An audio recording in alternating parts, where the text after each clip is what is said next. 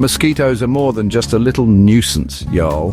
They can bring unwelcome guests into our homes like illnesses. Think about dengue, Zika, or even malaria in some parts of the world. These tiny insects can carry diseases that might make our loved ones sick. Protecting our family, especially the little ones and our older folks, is so important. A good mosquito net acts like a gentle shield. It creates a safe space inside, letting everyone rest easy. It's a simple step for a healthier home. Beyond health, think about the sheer comfort. Oh, how I love a fresh breeze flowing through the house. But buzzing mosquitoes can really spoil that peaceful feeling. They interrupt our conversations and our quiet moments. With a net door, you can welcome that lovely air in without the worry of itchy bites.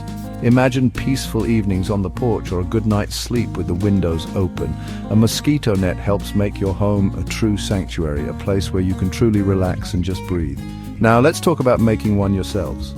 A DIY mosquito net door is such a rewarding project. One of the biggest wins, you'll save some money, and who doesn't love that? Pre-made screens or hiring a professional can add up, but when you roll up your sleeves and do it yourself, you control the costs. Plus, there's that wonderful feeling of accomplishment. You'll look at that door and think, I made that. It adds a special touch to your home, a story you can share. And the benefits of DIY don't stop there, friends. You get to customize it perfectly for your space. Every door can be a little different, right? With a DIY project, you can make sure it fits just right, no matter the size or shape. If it ever needs a little fix, repairs are usually simple and quick with materials you can easily find. You can also choose materials and styles that truly reflect your family's taste and your home's unique charm. It's all about making it yours through and through. All right, let's gather what we need for this fun project. You don't need a whole workshop full of fancy tools, I promise. We're keeping it simple. You'll want a good measuring tape, that's key for a perfect fit. A sharp pair of scissors or a utility knife will be for cutting the netting. If you're building a simple frame, a staple gun is super handy, or you could use strong adhesive tape, like heavy-duty Velcro. A pencil and a ruler might also be helpful for marking things out clearly. Next up are the materials. The star of the show is, of course, the netting itself. You can find fiberglass netting, which is really common and affordable. Polyester is another great option, known for being quite strong. Then there's aluminum, which is very durable. You'll also need something to attach it with. This could be thin wood strips if you want to build a light frame. Or, as I mentioned, Velcro strips or magnetic tape work wonders for a simpler approach. Some small screws or nails might be needed if you go the frame route. Measuring your door correctly is super important, friends. Take your measuring tape and measure the inside of the door frame where you want the net to go. You'll need the height from top to bottom, and you'll need the width from side to side. I always say measure twice, cut once. It saves a lot of headaches later.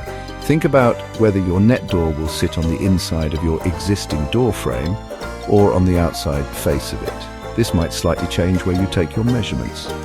Now, let's pick the right net for your family. Fiberglass netting is a popular choice. It's easy to work with, doesn't crease much, and it's budget-friendly. Polyester netting is very durable and can withstand a bit more wear and tear, which is great if you have active kids or pets.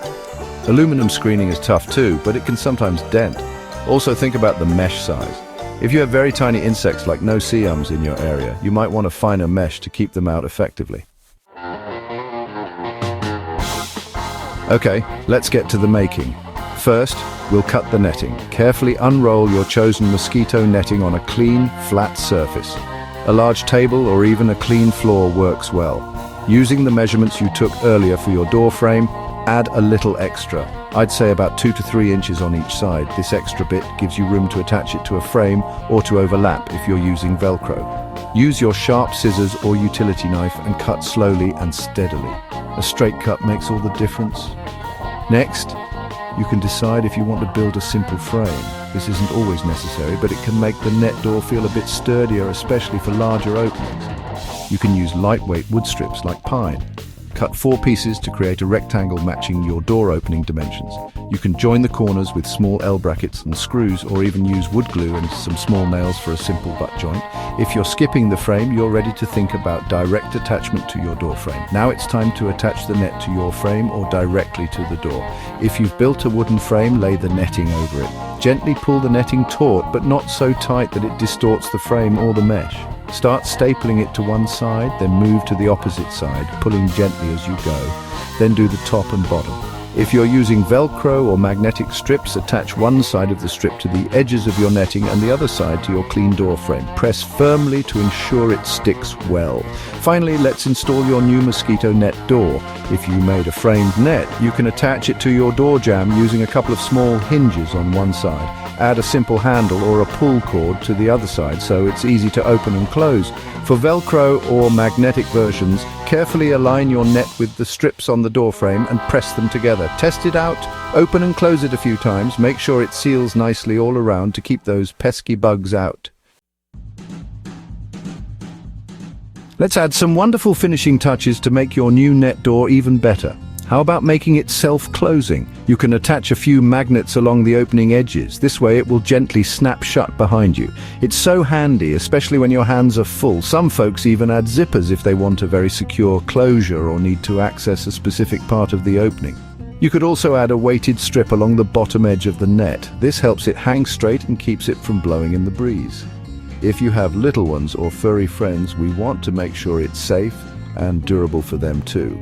For pets, especially cats or dogs that might scratch, consider using a pet-resistant screen material. It's tougher than standard netting. Check for any sharp edges if you've used staples or built a frame, and make sure everything is smooth. Teach your children to open the net door gently. For a really custom touch, you could even integrate a small, reinforced pet door flap into the bottom of your mosquito net. Making it pretty is part of the fun. If you built a wooden frame, why not paint it? You could match it to your existing door color or choose a complementary shade. A little paint can make it look so professional. You could even add thin, decorative wood trim around the edges. For care, it's quite simple. Gently vacuum the net with a brush attachment to remove dust. If it needs more, a wipe with a damp cloth and mild soap will do the trick. Small tears can often be fixed with clear repair tape or a special screen patch kit. And let's not forget the savings and safety. Doing this yourself is so much more affordable than buying a custom-made screen door or hiring someone. You're putting your creativity to work and saving money. That's a win-win. Just a little reminder, friends, always be careful when using tools like scissors or a staple gun.